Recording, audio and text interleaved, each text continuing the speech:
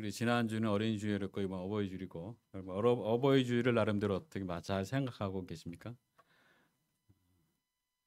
저는 이제 전번 어제가 어머님 생신에서 갔더니 너무 좋아하시는 거예요. 노인네 90다 되신 분이 또 며느리가 한 20년 만에 와서 선교제에 있어서 잘 못하다 같이 막 보통 요즘 식당에서 접대하는데 이성환 선교사가 집에서 직접 만들고 동네 분들 다 모시고 물론 경로잔치 같았지만 어머니 아버님이 고생하지 말라고 하지 말라고 그러면 너무 좋아하시는 것 같아요. 제가 또 70년 전에 찍었던 사진, 우리 어머님 16대 사진, 그다음에 제가 아무것도 안 입고 이렇게 찍었던 사진들 쭉 가져갔더니 너무 좋아하시는 거예요. 잘 보이지 않는데도. 이런 것처럼 그 가정의 달은 가정이라는 것은 우리에게 더욱더 힘을 주는 그런 중요한 키워드인 것 같아요. 특별히 그런 면에서 영적인 가정들은 더 그러는 것 같아요. 우리 한국교회도 보니까 지난주부터 많이 표정이 좋아진 것 같아요. 아마 그런 어버이날 가정에 좀 더욱더 중요한 건 제가 보기에는 여러분의 영적인 우리 아버지인 정광규 목사님이 다음 달부터 건강을 회복해서 다시 복귀한다는 소식에 정말 기뻐하는 것 같아요. 제가 아멘. 예. 제가 곧 잘린다는 거에 관해서는 여러분이 더 기뻐하시는 것 같아요.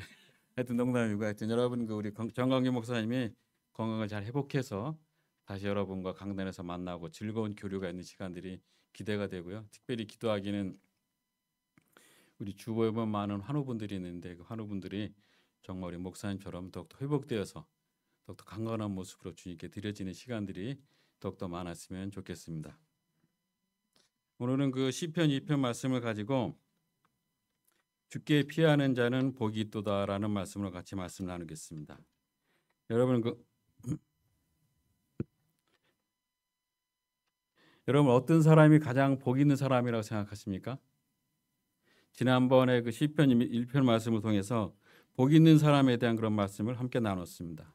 시편 1편은 여호와의 말씀을 즐거워하고 그 말씀을 주야로 묵상하는 사람이 시냇가에 심은 나무와 같이 풀을 따라 풍성한 열매를 맺는 복 있는 사람이라고 말씀하고 계십니다. 근데 사실 약한 세상 가운데 그렇게 살아간다는 것이 그렇게 쉽지는 않죠. 실제로 시편 2편은 우리가 악인들을 말할 때는 복수로 말하고 복 있는 사람을 말할 때는 단수로 말하겠다고 좀 말씀드렸었습니다. 개인적으로 하나님의 말씀 묵상하면서 복 있는 삶의 어떤 그런 삶을 살아가는 것이 얼마나 그 감사하고 즐거운 일인 줄 알겠지만 그러나 동시에 악인들이 많은 세상 가운데서 홀로 복 있는 사람으로 살아가는 것이 얼마나 힘든 일인지를 보여주고 있는 것입니다. 그런 면에서 오늘 우리가 함께 나누고자 하는 시편 2편의 말씀은 시편 1편의 말씀과 연결되어 있는 것입니다. 시편 1편이 복 있는 사람에 대한 가장 기본적인 말씀이라면 오늘 같이 본 시편 2편의 말씀은 그런 복 있는 사람이 악인들이 가득한 세상 가운데서 어떻게 살아야 하는가를 보여주는 실천편이라고 할 수가 있겠습니다. 어떻게 하면 우리가 이 세상 가운데서 복 있는 사람의 삶을 실제로 살아갈 것인가 하는 것들을 보여주는 말씀이겠습니다. 먼저 우리는 하나님을 대적하는 것이 가장 어리석은 행동입니다라는 것을 알아야 한다는 것입니다. 우리 1절 말씀을 보시면 시편 2편의 말씀은 한 가지 중요한 그 질문으로 시작됩니다. 어찌하여 이방 나라들이 분노하며 민족들이 헛된 일을 꾸미는가 이렇게 말하고 있습니다. 여기서 어찌하여라는 말은 왜라는 그런 뜻입니다. 그냥 보기에는 뭐 이유를 묻는 것 같지만 사실은 놀라움을 표현하고 있는 것입니다. 보통 너 어떻게 그럴 수가 있니? 라고 물으면 그냥 이것은 질문의 형식을 띠고 있어도 질문보다는 놀라움을 전하기 위한 그런 표현인 것처럼 어찌하여라는 그런 말도 질문보다는 놀라움을 표현하고 할 수가 있겠습니다. 그렇다면 어떤 일이 이렇게 놀라운 것일까? 한번 살펴보겠습니다. 하나님을 따르지 않는 이방 나라들이 모두 분노하고 민족들이 헛된 일을 꾸미는 것이 너무 이해가 안 되고 놀랍다는 것입니다. 여기서 분노하며라는 말은 풍랑이 있는 바다에 사납게 날뛰는 그런 모습을 생각하시면 될 것 같습니다. 사람들이 흥분을 해서 큰 소란을 일으키고 있는 것입니다. 또한 그런 그들의 행동에 대해서 헛된 일을 꾸미는가라고 말하고 있습니다. 여기서 꾸미는가라고 이렇게 번역된 히브리어 단어가 가진 그런 본래의 의미는 뭐냐면 계속해서 중얼거리며 말하다입니다. 그래서 항상 세상 사람들이 뭔가를 계속해서 생각하고 만들어내려고 한다는 뜻으로 이 단어를 사용한 것입니다. 그래서 여기에는 좀 더 깊은 의도가 있는 것입니다. 시편 1편과 2편을 비교해 보면 동일한 단어가 시편 1편에도 나옵니다. 우리가 1편 2절에서 복 있는 사람에 대해서 말하면서 오직 율법을 즐거워하여 그 율법을 주여라 묵상하는도다 이렇게 말할 때 묵상하는도다라고 표현된 단어가 꾸미는가라고 번역된 단어와 동일한 그런 히브리어의 단어라고 나와 있습니다. 다만 여기에 차이가 있다면 이전에 복 있는 사람은 항상 하나님의 말씀을 읊조리며 살아가고 하나님의 말씀을 따르지 않는 이방 나라들과 민족들은 헛된 일을 생각하면서 계속해서 중얼거리며 살아간다는 것입니다. 그렇다면 여러분의 삶은 어떻습니까? 지난 한 주간 여러분의 삶을 한번 생각해 보시기 바랍니다. 하나님의 말씀을 묵상하며 살아가는 삶이었습니까? 아니면 세상의 헛된 일을 그렇게 계속 생각하며 살아가는 삶이었습니까? 한번 우리가 살고 있는 이 세상을 생각해 봤으면 좋을 것 같아요. 이 세상은 정말 쉬지 않고 계속해서 움직이는 것 같아요. 쳇바퀴처럼. 계속해서 뭔가를 계획하고 조직하고 확장하고 나라와 민족들이 이 땅에 살아가는 모든 사람이 쉼 없이 계속해서 뭔가를 만들어내고 있습니다. 하나님께서 그런 세상을 향해서 바라보시면서 말씀하시는 것이 아까 읽은 그 말씀입니다. 어찌하여 이방 나라들이 분노하며 민족들이 헛된 일을 꾸미는가. 소란한 세상. 그러나 그 소란함 속에서 아무런 의미도 찾을 수 없는 무의미한 세상. 이것이 어떻게 보면 우리가 살아가고 있는 세상의 안타까운 모습일지도 모르겠습니다. 그래서 우리가 2절 3절 말씀을 보면 성경이 좀 더 구체적으로 그런 세상의 나라들과 민족들이 스스로 꾸미려고 하는 헛된 일이 무엇인지를 설명하고 있습니다. 우리 2절 3절 말씀을 같이 읽어보겠습니다. 시작. 세상의 군원들이 나서며 관원들이 서로 꾀하여 여호와의 그의 기름 부음 받은 자를 대적하며 우리가 그들의 맨 것을 끊고 그의 결박을 벗어 버리자 하는도다. 아멘. 하나님을 따르지 않는 그런 세상에 대해서 말하면서 이방 나라들과 민족들이라고 말했던 것을 이번에는 좀 더 구체적으로 군왕들과 관원들이라고 말하고 있습니다. 근데 여기에서 세상의라는 말을 이렇게 소유격으로 덧붙여서 말하고 있습니다. 히브리어에서 어떤 단어의 소유격을 덧붙이는 것은 그것이 무엇인가에 속해 있기 때문이거나 아니면 한정된 것, 한정적이라는 것을 나타나기 위해서 소유격을 가끔 쓰는 경우가 있습니다. 즉 이방 나라들과 민족들이 큰 권세를 가진 군왕들과 같고 엄청난 능력을 가진 관원들 같아 보이지만 사실은 세상에 속한 자들이고 세상 안에 있는 자들에 불과하다는 것입니다. 그런 그들이 하나님과 하나님께 기름 부음 받은 자들을 대적하기 위해서 나서는 것입니다. 그래서 나섰다라는 그런 말은 뭔가를 대항하기 위해서 서다, 견디다, 저항하다라는 뜻입니다. 다시 말하면 전쟁을 하기 위해서 대열을 갖추고 대항하여 선 모습을 말하고 있는 것입니다. 또 서로 꾀하라는 말은 하나님께 대항하기 위해서 그들이 함께 모여 머리를 맞대고 음모를 꾸민다는 뜻인 것입니다. 그래서 특별히 나서며 꾀하라고 말할 때 일부러 히브리어의 비완료 시제를 사용했습니다. 이것은 뭐냐면 계속해서 반복되는 동작을 의미할 때 사용되는 우리 히브리어의 특별한 그런 그 시제가 아니겠습니까? 이런 일들이 끊임없이 계속되어 왔다 이런 뜻이겠습니다. 어떻게 세상 사람들이 하나님을 두려워하지 않고 이렇게 하나님을 대적하고 함께 이렇게 음모를 꾸밀 수 있는 것일까 이런 생각이 듭니다. 그러나 그것은 그들이 스스로 많다, 강하다, 크다라고 생각하기 때문입니다. 그래서 말씀을 보시면 이방 나라들, 민족들, 세상의 군원들, 관원들이 모두 다수를 의미하는 그런 복수로 쓰여 있습니다. 반면에 하나님과 하나님께 기름 부음 받은 자는 모두 한 사람만 의미하는 단수로 쓰인 것을 볼 수가 있습니다. 세상의 군왕들과 간원들이 모두 함께 머리를 맞대고 나섰기 때문에 한 사람에 불과한 하나님이나 그에게 기름 부음 받은 사람은 결코 자신들을 이길 수가 없다라고 그 사람들이 생각한 것입니다. 그래서 그들은 서로에게 우리가 그들의 맨 것을 끊고 그의 결박을 벗어버리자라고 아주 자신 있게 선언을 합니다. 그런데 이 모든 것이 정말 그들의 생각대로 됐을까요? 말씀을 자세히 보시면 그들이 하는 모든 것은 말뿐인 것입니다. 분노하고 꾸미고 나서고 깨하는 것 모두가 말하는 것과 관련되어 있을 뿐 구체적으로 행동에는 아무런 관련이 없습니다. 그들은 계속해서 불평불만을 쏟아놓을 뿐입니다. 그들에게는 그렇게 옮길 만한 그런 힘과 능력이 없습니다. 그래서 그들에게 헛된 일을 꾸미고 있다라고 말하는 것입니다. 그렇다면 도대체 세상의 군왕들과 가론들이 이렇게 하나님을 대적하고 맞서는 이유가 무엇일까 하는 것입니다. 그들이 하나님에 의해서 갇혀 있다고 생각할 때 하나님께서 그들을 묶어둔 적이 없으시고 가두어 준 적이 없으십니다. 그들 스스로 그렇게 구속받고 있다고 생각하는 것입니다. 도대체 그들은 무엇이 자신들을 그렇게 메어놓고 결박하고 있다고 생각하는 것일까 하는 것이 문제인 것입니다. 이것은 기본적으로 하나님의 통치를 말하는 것일 수가 있습니다. 우리 시편 1편과 연관해서 우리가 좀 더 구체적으로 생각해 보면 이것은 여호와의 율법 즉 하나님의 말씀을 말하는 것입니다. 어떤 사람에게는 하나님의 말씀을 따라 사는 것이 정말 어리석은 것처럼 보일 수 있습니다. 심지어 마음대로 하지 못하도록 자신을 메어놓고 결박하는 나쁜 것으로 생각할 수도 있습니다.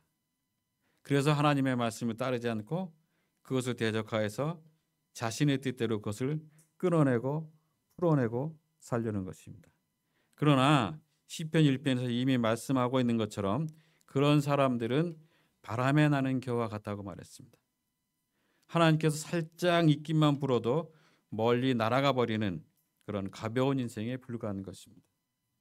반면에 복 있는 사람은 하나님의 말씀을 따라 살아가는 것을 가장 큰 즐거움으로 여기고 있습니다. 그래서 시냇가에 심은 나무처럼 하나님의 말씀에 뿌리를 깊게 내리고 철을 따라서 풍성한 열매를 맺으며 살아가는 것입니다. 만약 여러분이 지금 하나님의 말씀에 따라 살아가지 않고 여러분의 생각대로 살아가고 있다면 여러분은 세상의 군왕들이나 관원들처럼 하나님을 대적하는 헛된 인생을 살아가고 있는 가장 어리석인 사람과 같을 수도 있습니다. 정말 지혜로운 사람은 하나님의 말씀을 나를 메어넣거나 결박하는 것으로 생각하지 않고 오히려 감사함으로 그 말씀을 따라 살아가는 사람들인 것입니다. 우리 사랑하는 하늘의 가족 여러분, 헛된 것만을 말하고 생각하는 세상의 어리석음에 중얼거리는 말에 여러분의 마음을 빼앗기지 마시기 바랍니다. 오히려 하나님의 말씀에 더욱 집중하고 즐거운 마음으로 그 말씀을 따라 살아갈 수 있기를 바랍니다. 특별히 올 남은 한 해 우리 공동체에게 주신 그런 약속의 말씀 가운데 하나님을 더욱더 깊이 알아가는 그런 여러분이 되시기를 주님의 이름으로 축복합니다. 두 번째로 하나님께서 우리 모두를 위하여 직접 거룩한 왕 예수 그리스도를 세우셨다라는 것을 기억해야 됩니다. 지금까지 이 땅에 권세를 가진 세상의 군왕들과 관원들이 하나님을 대적하는 것을 말했다면 이제 4절부터는 하나님께서 직접 그들에게 말씀하십니다. 그리고 하나님은 하늘에 계신 하나님인 것입니다. 우리 4절 말씀해 보면 가장 앞에 하나님을 소개하면서 하늘에 계신 이가 라고 말하고 있습니다. 세상의 군왕들과 관원들이 이 땅에 속한 갇힌 존재라면 하나님은 하늘에 계신 그 존재로 하늘에서 그 모든 것을 보고 계시는 분이라고 말씀하고 있습니다. 그렇다면 하나님께서 자신을 대적하는 이 세상에서 뭐라고 말씀하십니까? 우리 4절 6절 말씀을 한번 같이 읽어보겠습니다. 자, 시작. 하늘에 계신 이가 웃으시며 주께서 그들을 비웃으시려다. 그때 분을 바라며 진노하사 그들을 놀라게 하여 이르시기를 내가 나의 왕을 내 거룩한 산 시온에 세웠다 하시로다. 아멘. 하나님은 세상의 군원들과 간원들이 절대 닿을 수 없는 하늘에 자정하셔서 온 백성을 다스리는 분이라고 성경은 말하고 있습니다. 그렇기 때문에 하나님에 의해서 창조된 피조물에 불과한 이 세상 나라들과 군왕들이 스스로를 높여서 하나님에 대적하는 것은 하나님 보시기에는 웃음거리밖에 되지가 않습니다. 하나님께서 그런 그들의 모습을 얼마나 헛되는 것인지를 잘 아시기 때문에 그저 웃으실 수밖에 없을 것입니다. 그런데 그들이 그 헛된 일을 계속해서 하니까 하나님이 웃음이 점점 더 차가워지면서 그렇게 분노하실 수밖에 없는 것입니다. 여기에서 분을 바람에 진노하사라는 그런 말은 열과 열과 관련되어 있는 것이 표현입니다. 즉 뜨거운 분노와 활활 타오르는 그런 진노를 말하는 것입니다. 특별히 분을 바람에라고 말할 때 분이라는 단어를 번역하면 그 히브리어 단어는 코라는 그런 단어와 연결이 되어 있습니다. 마치 코에서 뜨거운 콧김이 뿜어나오듯이 하나님께 분노하는 모습을 상상하시면 될 것 같습니다. 이처럼 우리가 계속해서 하나님을 대적하고 악한 일을 하는 것은 하나님을 분노하게 하는 어리석은 행동인 것입니다. 하나님께 처음에는 어리석은 행동으로 여기 웃어주지만 계속해서 그런 행동이 반복될 때는 더 이상 웃고 넘어가지 않으신 것입니다. 우리 히브리서 12장 8절에 보면 징계는 다 받는 것이거늘 너희에게 없으면 사생자요 친아들이 아니라 이렇게 말씀하신 것처럼 하나님께는 때로는 불같이 진노하실 때가 있습니다. 그럴 때 우리에게 징계하신 하나님의 마음을 잘 알아야 하는 것입니다. 하나님께서 오랫동안 참으셨다는 것을 알고 잘못된 길에서 돌아서서 하나님께 원하시는 삶을 살아가야 되는 것입니다. 우리 사랑하는 가족 여러분, 혹시 여러분의 삶 가운데 하나님께서 원하시지 않는 잘못된 모습이 있다면 하나님께 분을 바라시며 분노하시기 전에 그것들을 돌이키시고 하나님 앞에 바로 서는 여러분이 되시길 바랍니다. 그것이 악한 세상 속에서 복 있는 사람의 삶을 살아가는 방법인 것입니다. 그런데 하나님께서 그렇게 악한 세상을 사랑하는 우리 모두를 위해서 직접 준비해 놓은 것이 있다고 성경은 말하고 있습니다. 바로 하나님께서 이 땅 가운데 왕을 세우신 것입니다. 6절 말씀을 다시 보시면 하나님께서 이렇게 말씀하십니다. 내가 나의 왕을 내 거룩한 산 시온에 세웠다 하시리로다. 하나님께서 이 땅에 왕을 세우셨습니다. 그런데 이 말씀을 자세히 보시면 이 짧은 말씀에 내가라는 그런 1인칭 대명사를 여러 번 반복해서 사용하는 것을 볼 수가 있습니다. 히브리어 동사는 보통 인칭이 포함되어 있습니다. 그래서 세웠다라고 말을 해도 내가 세웠다라는 뜻인 것을 알 수가 있습니다. 그런데 이런 이유로 히브리어에서는 특별한 이유가 없으면 인칭 대명사를 사용하지 않습니다. 그러므로 하나님께서 내가 나의 왕, 내 거룩한 산에 세웠다고 말씀하신 것은 하나님께서 직접 세우셨음을 강조하기 위해서 의도적으로 이렇게 말씀하신 것입니다. 그래서 내가 나의 왕을 세웠다 이런 말은 하나님께서 직접 하나님께 필요한 왕을 세웠다라는 그런 말씀인 것입니다. 이어서 7절, 8절 말씀에도 마찬가지입니다. 하나님께서 직접 시편기를 통해서 하나님께 세우신 왕에 대해서 말씀하십니다. 하나님의 뜻을 생각하시면서 우리 한번 같이 읽어보도록 하겠습니다. 자, 시작. 내가 여호와의 명령을 전하노라. 여호와께서 내게 이르시되 너는 내 아들이라. 오늘 내가 너를 낳았도다. 내게 구하라. 내가 이방 나라를 내 유업으로 주리니 네 소유가 땅 끝까지 이르리로다. 아멘. 이렇게 같이 말씀 읽을 때 이렇게 반응이 좋은 교회 이렇게 많이 못 봤습니다. 여러분 축복합니다. 여기서 하나님께서 일부러 내가라는 1인칭 대명사와 너는이라는 그런 2인칭 대명사를 사용해서 하나님과 하나님께서 세우신 왕과의 관계를 나와 너라는 그런 가장 가까운 관계로 이렇게 강조하고 있습니다. 특별히 나 따른 그런 말을 통해서 하나님께서 말씀하시는 나와 너의 그런 관계가 아버지와 아들 관계라는 그런 것을 더욱 강조해서 말씀하고 있는 것입니다. 그리고 보통 고대 근동 세계에서는 아들은 아버지의 모든 것을 유업으로 받지 않습니까? 그래서 하나님께서 세우신 세상의 왕을 내 아들이라고 말씀하신 것은 자신의 모든 것을 그 아들에게 주신다는 뜻 아니겠습니까? 하나님께서 자신의 아들에게 이방 나라를 주실 뿐 아니라 땅끝까지 이르는 세상의 모든 것을 주시는 분이신 것입니다. 그렇다면 여기서 하나님께서 직접 왕으로 세우신 하나님의 아들은 누구를 말씀하실까요? 우리 시편 말씀의 역사적인 배경이 되는 구약 시대를 생각해 보면 실제로 기름 부음을 받고 왕으로 세움을 받았던 다윗이나 솔로몬을 가장 먼저 생각할 수가 있습니다. 성경을 보면 두 사람이 모두 하나님의 아들이라고 부르기도 했고 신하들이 그들을 대적하여 반란을 일으키기도 했습니다. 그러면서 다윗과 솔로몬은 하나님께 세우신 왕이라고 할 수가 있습니다. 그런 면에서는. 그러나 그들은 세상의 모든 것을 소유하지는 못했습니다.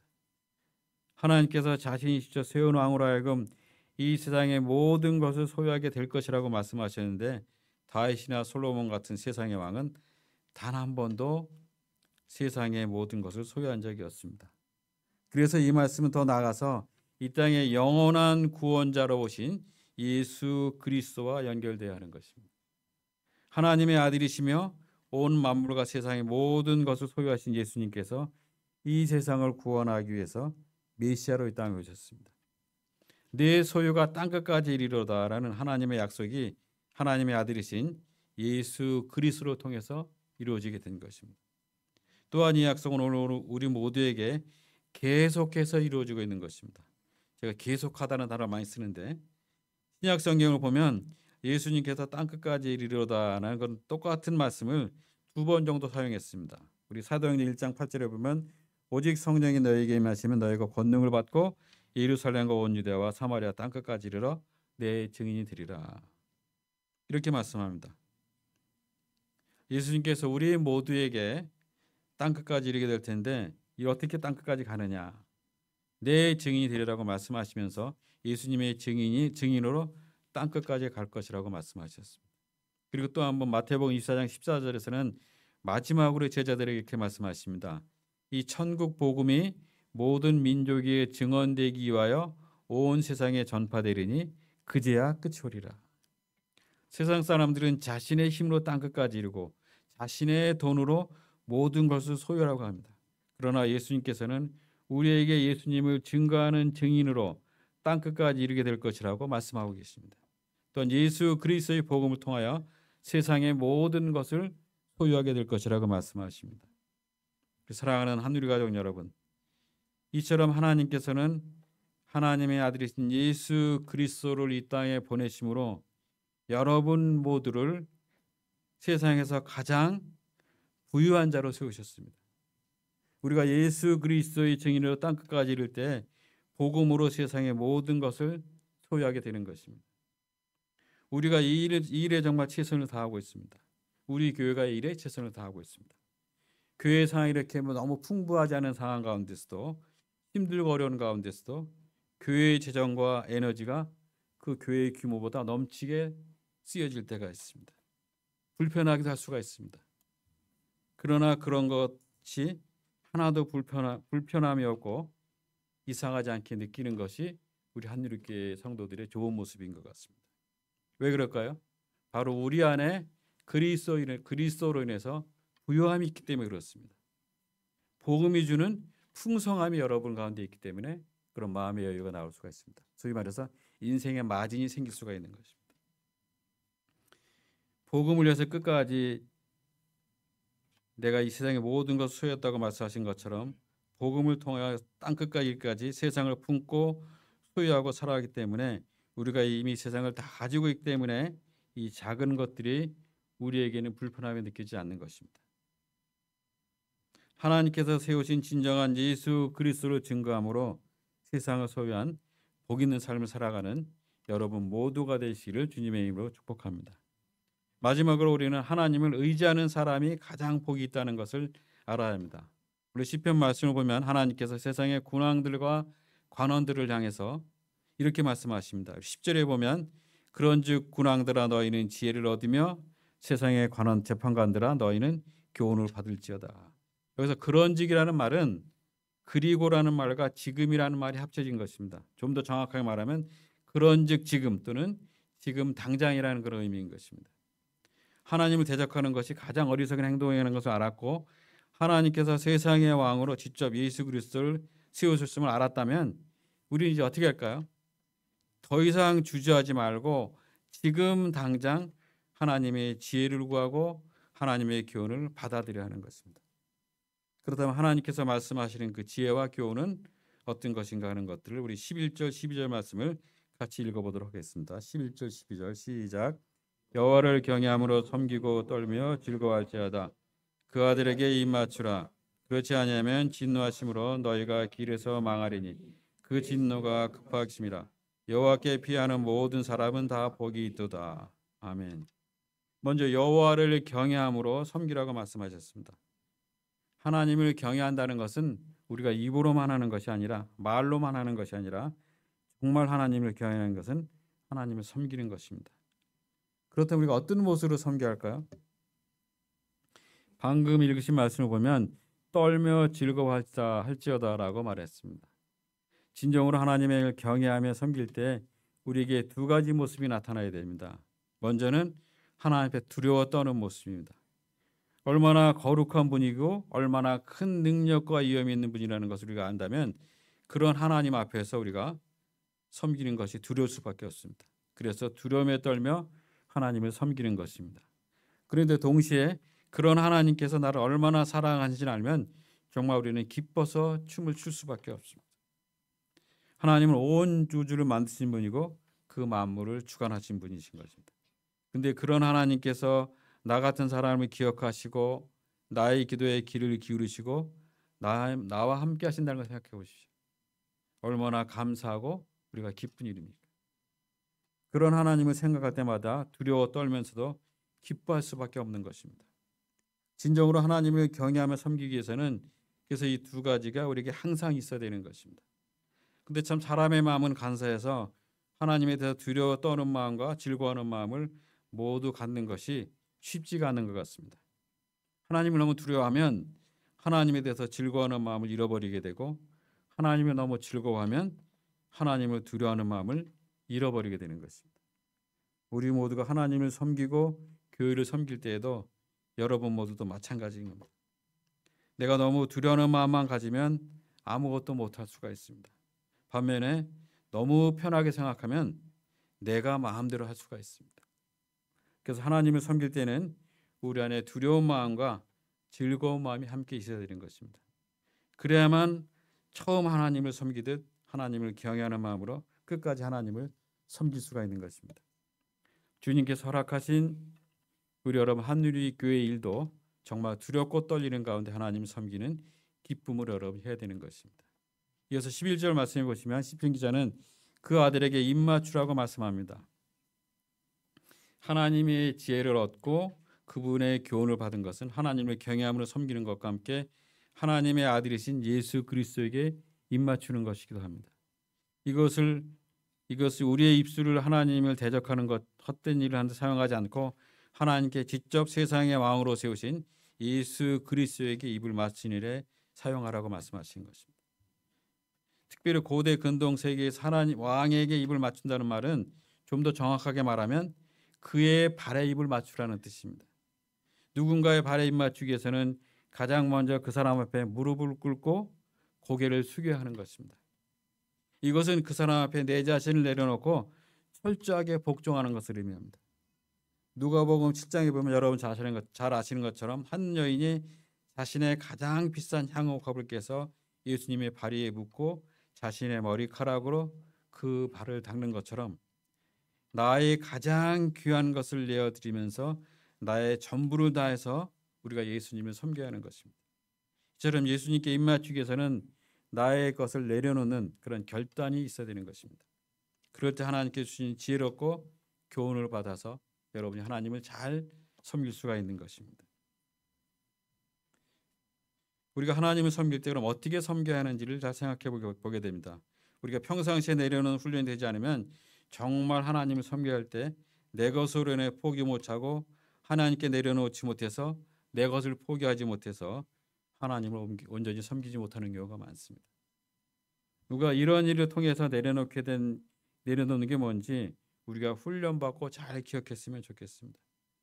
혹시 하나님을 섬기기 위해서 내가 내려놓아야 할 것이 더 내려놓아야 할 것이 없는지 한번 여러분 깊이 생각해 보시길 바랍니다. 내가 하고 싶은 것을 다 하면서 우리 하나님을 온전히 섬길 수는 없습니다. 예수님의 발에 입을 맞추듯이 여러분이 중요하게 생각하는 그것을 예수님 앞에 내려놓을 수 있어야 하는 것입니다. 그렇게 예수님의 발에 입 맞추고 예수님 온전히 섬기는 복 있는 사람의 삶을 살아가는 여러분이 되기를 주님의 이름으로 축복합니다. 마지막으로 11절 말씀을 보시면 시편 2편은 여호와께 피하는 모든 사람은 다 복이 있도다라는 말씀으로 끝이 납니다. 시편 1편이 복 있는 사람은이라는 말씀으로 시작되는 것을 생각하면 시편 2편의 말씀이 복이 있도다라는 말씀으로 끝이 나는 것이 우연이 아니라는 것을 알 수가 있습니다. 그래서 보통 성경학자들은 시편 1편과 2편을 서로 연결된 하나의 시편이라고 봅니다. 여기는 여러 가지 이유들이 있는데 그 중에 하나가 이렇게 시편 1편과 2편이 각각 복이 있는 사람이라는 말씀으로 시작되고 복이 있도다라는 말씀으로 끝이 나기 때문입니다. 특별히 이런 시편 1편과 2편은 150편 시편으로 되어 있는 전체 시편의 서론과 같은 말씀이라고 생각됩니다. 앞으로 복이 있는 행복한 사람들의 고백이 시편의 말씀으로 계속 나오게 되는데 이 모든 말씀이 시편의 서론이 시편 1편과 2편이고 그 서론의 결론은 바로 오늘 2편의 마지막 말씀인 여호와께 피하는 자는 복이 있도다 이것입니다. 우리가 가진 개역개정 성경에는 여호와께 피하는 이렇게 번역되어 있지만 여기서 무엇을 피하느냐는 말은 무엇을 의지하느니라는 뜻도 포함되어 있습니다. 그래서 저희가 이전에 사용했던 개역 한글 성경이나 현대인 성경을 보면 이 말씀을 여호와를 의지하는 자는 복이 있으리라 이렇게 번역이 되어 있습니다. 결국 이 세상에서 가장 복 있는 사람은 누구라는 뜻입니까? 하나님을 대적하는 사람들이 아니라 하나님을 의지하는 사람들이 가장 그런 사람들인 거예요. 세상의 헛된 말에 마음을 빼앗기지 않고 하나님의 말씀을 붙잡는 사람입니다. 하나님께서 거룩한 왕으로 예수 그리스도를 이 땅에 세우셨음을 믿고 하나님만을 의지하는 사람인 것입니다. 그런 사람이 세상에서 가장 복된 사람인 것입니다. 우리 사랑하는 하늘의 가족 여러분, 하나님을 대적하는 가운데 혹시 이 세상 가운데서 홀로 남인 것 같은 그런 기분을 느낀 적 있습니까? 아니면 이해할 수 없는 세상의 말과 분노로 인해서 너무 괴롭고 고통스러우십니까? 세상 사람들의 말처럼 하나님의 말씀에 매인 것 같고 갇힌 것 같습니까? 그런 것들은 모두 세상의 헛된 일에 불과한 것입니다. 하나님께서 분을 발하시고 진노하시면 한순간에 질그릇처럼 깨어지고 부서지는 그런 것들 뿐입니다. 정말 복 있는 사람은 예수님만이 하나님께서 세우신 진정한 왕인 것을 알고 그 발에 입맞추는 사람인 것입니다. 하나님의 말씀 안에 거하기를 즐거워하는 사람 것입니다. 이번 한 주간 정말 여러분이 복 있는 사람과 같이 오직 하나님만을 의지하며 살아가시는 여러분 모두가 되시기를 주님의 이름으로 축복합니다. 기도하겠습니다.